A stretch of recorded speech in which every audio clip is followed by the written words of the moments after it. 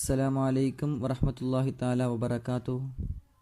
ഏറ്റവും ആദരവും ബഹുമാനവും നിറഞ്ഞ സഹോദരി സഹോദരന്മാരെ,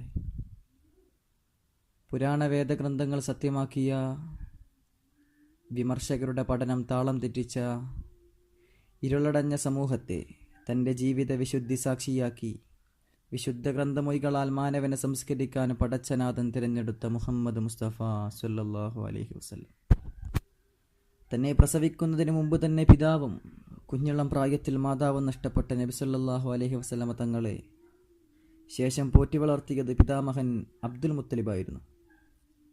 8-ാം വയസ്സിൽ തൻ്റെ പിതാവ് മഹൻ അബ്ദുൽ മുത്തലിബ് മരണപ്പെട്ടു. ശേഷം തൻ്റെ പിതൃവ്യനായ അബൂ ത്വാലിബിൻ്റെ ശിക്ഷണത്തിലാണ് റസൂൽ സല്ലല്ലാഹു അലൈഹി വസല്ലമ വളർന്നത്.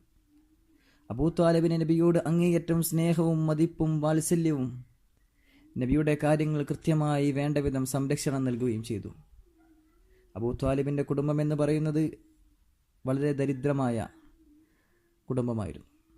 അങ്ങനെ ആ ദാരിദ്ര്യ കുടുംബത്തിൽ തിരുമേനി നിമിത്തം ഐശ്വര്യവും സമൃദ്ധിയും കളിയാടി. ശ്രോതാക്കളെ, അങ്ങനെയിരിക്കെ ഒരു നാൾ പിതൃവിൻ വ്യാപാരാവശ്യാർത്ഥം ഷാമിലേക്ക് യാത്ര ചെയ്യാൻ തീരുമാനിച്ചു. അന്ന് റസൂലിന് 12 വയസ്സായിരുന്നു. അബൂ ത്വാലിബിൻ്റെ ഈ വിയോഗം, ഈ യാത്ര നബി സല്ലല്ലാഹു അലൈഹി വസല്ലമ തങ്ങൾക്ക് അതിയായ ദുഃഖം വരുത്താനിടയായി. ഇത് കണ്ട പിതൃവ്യൻ നബി സല്ലല്ലാഹു അലൈഹി വസല്ലമ തങ്ങളെയും യാത്രയിലൊപ്പം കൂട്ടി. ഇതായിരുന്നു നബി സല്ലല്ലാഹു അലൈഹി വസല്ലമ തങ്ങളുടെ ജീവിതത്തിലെ ആദ്യ യാത്ര. ഷാമിലേക്കുള്ള, സിറിയയിലേക്കുള്ള ഈ യാത്രയായിരുന്നു ജീവിതത്തിലെ ആദ്യ യാത്ര എന്ന് പറയുന്നത്. അങ്ങനെ കാലം കടന്നു. മക്കയിലെ സർവരിലും പ്രിയം നിറഞ്ഞവനായി റസൂല് മാറി. നബിയുടെ സത്യസന്ധത കണ്ട്, വിശ്വസ്തത കണ്ട് അൽ അമീൻ എന്നാണ് മക്കക്കാർ നബിയെ വിളിക്കാറുള്ളത്.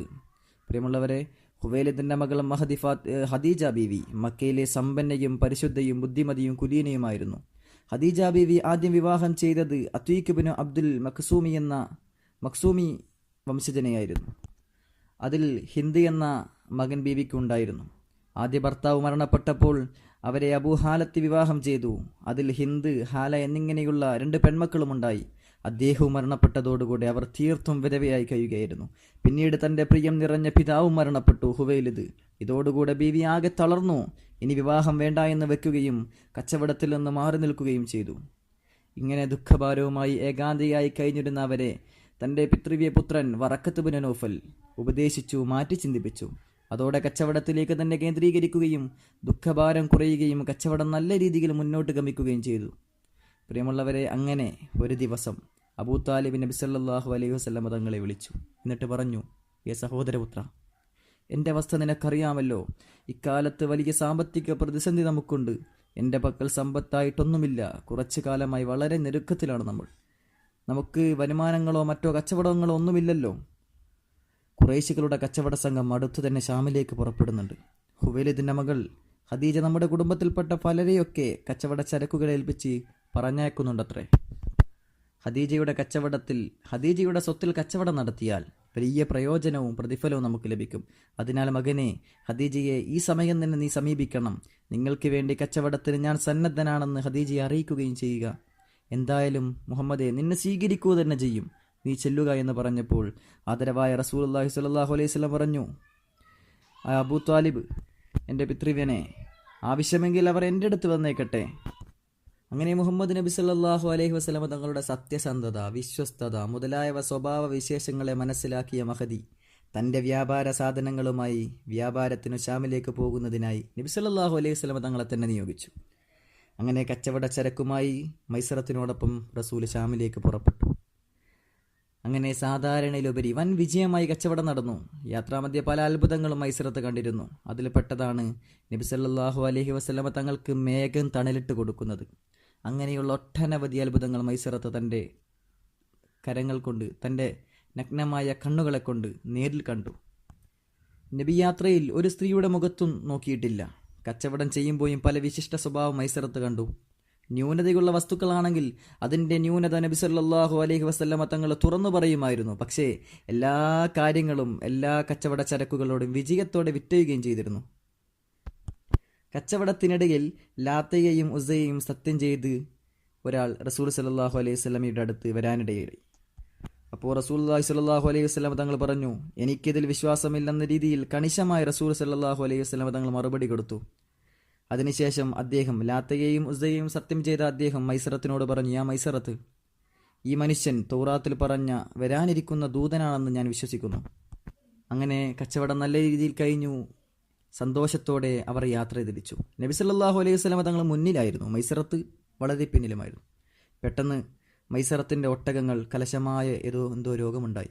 അവ തീരെ നടക്കാൻ കൂട്ടാക്കുന്നില്ല. അങ്ങനെ മൈസറത്ത് റസൂലിൻ്റെ അടുക്കൽ ചെന്ന് ആ ഒട്ടകങ്ങൾക്ക് നബി സല്ലല്ലാഹു അലൈഹി വസല്ലമ തങ്ങൾ ചിലത് ചൊല്ലിക്കൊടുക്കുകയും ചിലത് ചൊല്ലി തൻ്റെ തൃക്കരങ്ങൾ കൊണ്ട് തടവുകയും ചെയ്തു. അത്ഭുതം തന്നെ പറയട്ടെ, ആ ഒട്ടകങ്ങൾ പരിപൂർണ ആരോഗ്യത്തോടെ തിരിച്ചു വന്നു.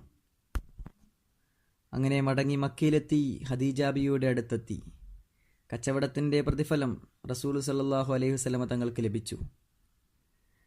അതിനുശേഷം റസൂൽ സല്ലല്ലാഹു അലൈഹി വസല്ലമ തങ്ങൾ തൻ്റെ വീട്ടിലേക്ക് മടങ്ങുമ്പോൾ മൈസറത്ത് ഖദീജ ബിവിയോട് യാത്രയിൽ നടന്ന സംഭവങ്ങളും നബി വ്യാപാരത്തിൽ കാണിച്ച സത്യസന്ധതയും ലഭ്യമായ ലാഭത്തെക്കുറിച്ചും മൊത്തമായി മൈസറത്ത് വിവരിച്ചു. ഇത് കേട്ട ഖദീജ ബിവിയിൽ സ്നേഹത്തിൻ്റെ ഒരു തിരിതെളിയുകയും അതുപോലെ തനിക്ക് സ്വന്തമാക്കണമെന്നുള്ള ആഗ്രഹമുദിക്കുകയും ചെയ്തു. ഇതിൻ്റെ പിന്നിൽ മറ്റൊരു കാര്യം കൂടി ഉണ്ടായിരുന്നു. ആ കാരണം എന്തെന്ന് വെച്ചാൽ, കച്ചവടത്തിന് പോകുന്ന കുറച്ച് നാളുകൾക്ക് മുമ്പ് കഅബാലയത്തിൽ വലിയൊരു ഉത്സവം നടക്കുകയുണ്ടായി. ആ ഉത്സവത്തിനിടയിൽ ഒരു പുരോഹിതൻ സ്ത്രീകളോടായി പറഞ്ഞു, സ്ത്രീകളെ, വേദഗ്രന്ഥങ്ങളിൽ പറഞ്ഞ ദൈവദൂതൻ നമ്മുടെ ഗോത്രത്തിൽ താമസിയാതെ തന്നെ പ്രത്യക്ഷപ്പെടും.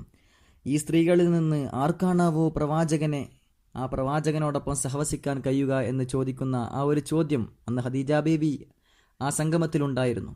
അത് ഖദീജ ബീവിയുടെ മനസ്സിലേക്ക് തെളിഞ്ഞു. ഏതായാലും വരാനിരിക്കുന്ന പ്രവാചകൻ അത് മുഹമ്മദ് തന്നെയായിരിക്കണമെന്ന് ഖദീജ ബീവി മനസ്സിൽ ഉറപ്പിച്ചു പറഞ്ഞു. പ്രിയമുള്ളവരെ, അതിനുശേഷം ഖദീജ ബീവിക്ക് നബിയോടുള്ള സ്നേഹം കൂടി വന്നു. അങ്ങനെ തൻ്റെ ഉറ്റമിത്രമായ നഫീസ മുഖേന ഖദീജ ബീവി തൻ്റെ ആഗ്രഹം റസൂലിനോട് പങ്കുവച്ചു.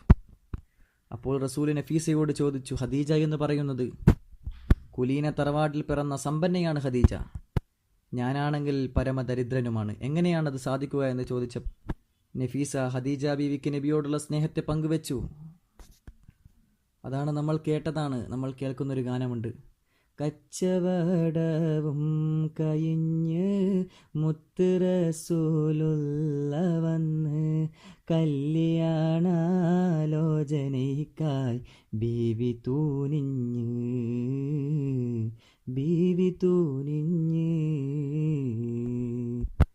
അങ്ങനെ നബി സല്ലല്ലാഹു അലൈഹി വസല്ലം തങ്ങളുടെ പിതൃ സഹോദരന്മാരും ഖദീജ ബിയുടെ പിതൃ സഹോദരന്മാരും കല്യാണക്കാരൻ ചർച്ച ചെയ്തു. അങ്ങനെ അവസാനം മക്കയിലുള്ള അൽ അമീൻ മുഹമ്മദും മക്കയിലെ ത്വയ്യിബ ഖദീജ ബീവിയുടെയും മംഗല്യസുദിനം വന്നു. വളരെ ആവേശത്തോടെ കങ്കേമമായി മക്കയിൽ ഉത്സവത്തിൻ്റെ പ്രതീതിയോടെ ആദരവായ റസൂലുള്ളാഹി സ്വല്ലല്ലാഹു അലൈഹി വസല്ലമ തങ്ങളുടെ വിവാഹം വളരെ ആവേശപൂർവ്വം നടന്നു.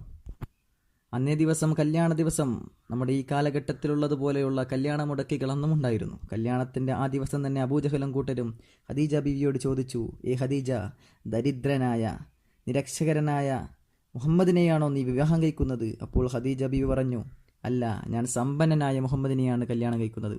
എൻ്റെ സമ്പത്ത് മുഴുവനും ഞാൻ മുഹമ്മദിനെ ഏൽപ്പിച്ചിരിക്കുന്നു. അതുകൊണ്ട് മുഹമ്മദ് ഇന്ന് സമ്പന്നനാണ്, മുഹമ്മദിനെയാണ് ഞാൻ വിവാഹം കഴിക്കുന്നത് എന്ന് പറഞ്ഞ ആ കപടന്മാർക്ക് നാണം കെടുത്തുന്ന രീതിയിലുള്ള മറുപടി ഖദീജ ബീവി കൊടുക്കുകയുണ്ടായി. കല്യാണം കഴിയുമ്പോൾ റസൂൽ സല്ലല്ലാഹു അലൈഹി വസല്ലമ തങ്ങൾക്ക് അന്ന് 25 വയസ്സും ബീവിക്ക് 15 വയസ്സ് കൂടുതൽ 40 വയസ്സുമായിരുന്നു. ഏകദേശം ദാമ്പത്യ ജീവിതം 25 വർഷത്തോളം. നബി സല്ലല്ലാഹു അലൈഹി വസല്ലമ തങ്ങൾക്ക് 50 വർഷം വരെ ഖദീജ ബീവിയോടൊത്ത് മാത്രം. ആ സമയത്ത് മറ്റുള്ള ഭാര്യമാരൊന്നും ഉണ്ടായില്ല. എല്ലാവരും ഖദീജ ബീവിക്ക് ശേഷമാണ് ഉണ്ടായത്. നബി സല്ലല്ലാഹു അലൈഹി വസല്ലമ തങ്ങൾക്ക് വളരെയധികം പ്രിയപ്പെട്ട ഭാര്യയായിരുന്നു ഖദീജ ബീവി. ഖദീജ ബീവിയെ പറ്റി മറ്റുള്ള ഭാര്യമാരോട് ധാരാളം വാചാലനാകുമായിരുന്നു റസൂലുള്ളാഹി സ്വല്ലല്ലാഹു അലൈഹി വസല്ലം. ഖദീജയിലൂടെ മാത്രമാണ് നബി സല്ലല്ലാഹു അലൈഹി വസല്ലമ തങ്ങൾക്ക് മക്കളുണ്ടായത്. ഖദീജ ബീവിയെ പറ്റിയുള്ള മഹത്വം നബിയുടെ ഹദീസിൽ നമ്മൾ ധാരാളമായി കാണാറുള്ളതാണ്. ഞാൻ എൻ്റെ ഭാഷണം നീട്ടിക്കൊണ്ടുപോകുന്നില്ല. അല്ലാഹു സുബ്ഹാനഹു വ തആല ധാരാളം കാര്യങ്ങൾ പഠിക്കുവാനും അത് പഠിപ്പിക്കുവാനും കേൾക്കുവാനും റബ്ബ് സുബ്ഹാനഹു വ തആല തൗഫീഖ് നൽകട്ടെ. ഈ മഹത്തായ സംഗമത്തിൻ്റെ ഇതിൻ്റെ പിന്നിൽ പ്രവർത്തിക്കുന്ന സംഘാടകർ, കോളേജ് യൂണിയൻ, നൂറുൽ ബയാൻ സ്റ്റുഡൻറ് അസോസിയേഷന് എല്ലാവിധ ഭാവുകങ്ങളും നേർന്നുകൊണ്ട് ഞാൻ എൻ്റെ വാക്കുകൾ അവസാനിപ്പിക്കുന്നു. വ ആഖിറു ദഅ്വാന അനിൽ ഹംദുലില്ലാഹി റബ്ബിൽ ആലമീൻ. അസ്സലാമു അലൈക്കും വറഹ്മത്തുള്ളാഹി.